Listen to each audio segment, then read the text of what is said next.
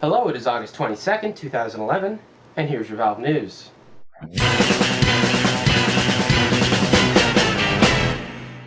I'm sorry I missed Friday's video. I've been extremely busy with school starting back up. I'm in marching band, I know, dork, but marching band nonetheless. But there has been quite a bit of news, so let's get started very quickly.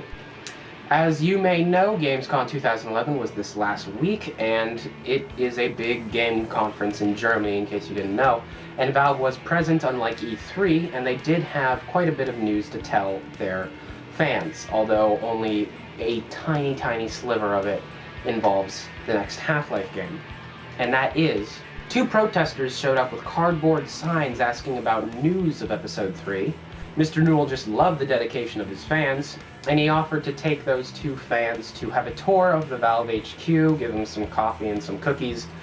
Although they did not hear any news about the next Half-Life game, they just beta tested DOTA 2. Although he did state that he would like to see how many protesters could turn up, and maybe if there were a lot, we'd hear more news about that. So I have a little idea, but I'm going to save that till the end of the video. But make sure you listen to the idea. Next story. Counter-Strike Global Offensive got its first trailer about a day after I talked about it on Monday last week, and it looks awesome. It looks amazing.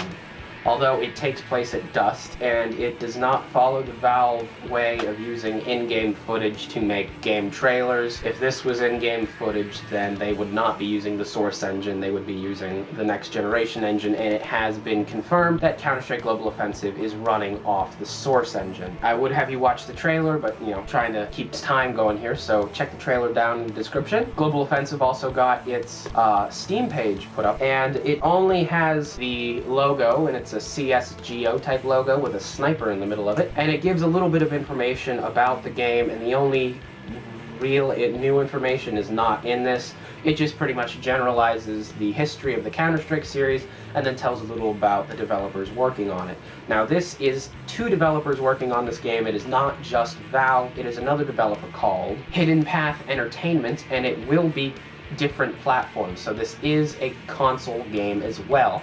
And what Valve has been doing recently is their games have been shifting more favorably to the consoles. So PC gamers, you will have more to do with it, as in custom maps and stuff, but the console versions will be apparently very, very good ports of the game. Other news given about Global Offensive this week is that it will use updated version of classic Counter-Strike content like DE Dust, etc., but it will also include new types of game modes and new maps, new weapons, new characters. Pretty much just an enormous update from Counter-Strike's source. It is new content, but I don't know if we can qualify it as a sequel just yet. Although matchmaking was included on the computer version of Portal 2, it was a smaller thing because it kind of warned you that Portal 2 isn't the best without your best of friends. And that's pretty much this, yeah. But I can see how Counter-Strike and matchmaking would go very, very well because, if you don't understand servers and how, all those codes and servers go, then it would be pretty easy for you, although you shouldn't be playing Counter-Strike if you don't understand server codes, but that's just my opinion. It was also stated this week that Gabe Newell would like Counter-Strike Global Offensive to be cross-platform play, meaning that people on the PS3 can play with people on the Xbox, people on the PS3 can also play with people on the computer, etc., for all the ways going in between. Although this is kind of difficult because you need different contracts with different companies for the internet to go together. This might mean that you might have to pay a monthly fee to be able to have cross-platform play. I'm not sure about that, but that has happened before with other game companies trying to do that. It would be cool to be able to do that. You can already link up your Steam account with your PSN account. It doesn't do much. So far the only game that really supports that is Portal 2 right now, but it would be cool being able to play Xbox versus PC, because I own an Xbox and a PC, I'd buy both games and I'd have one person on the Xbox, another person on the PC, and it'd be a fun time. But it might be extremely expensive for Valve to be able to do something like that, but seems like a good idea. So yeah, okay, next story. And the last story of the day is that over Gamescom, DOTA 2 had a big international tournament.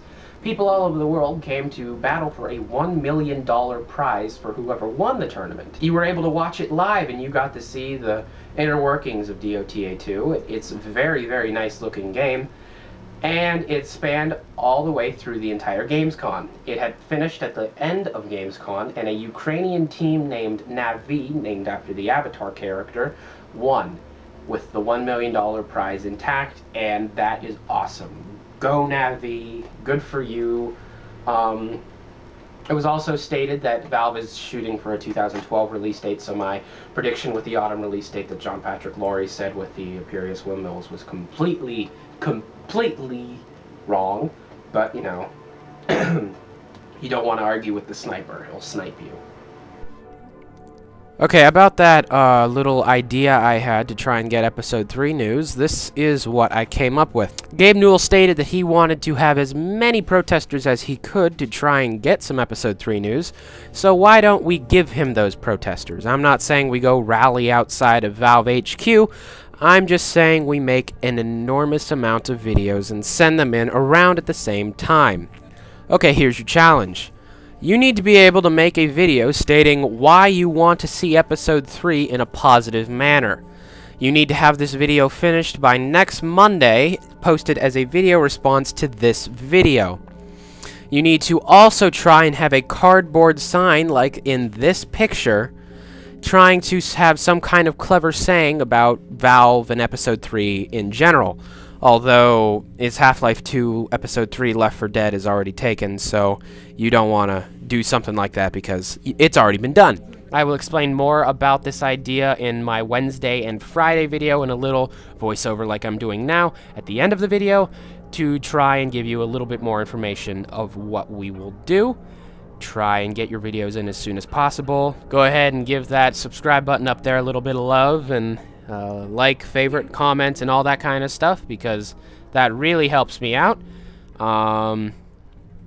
Yeah, okay. Anyways, yeah, that was your Valve news for August 22nd, 2011. I'm Tyler McVicker. Adios.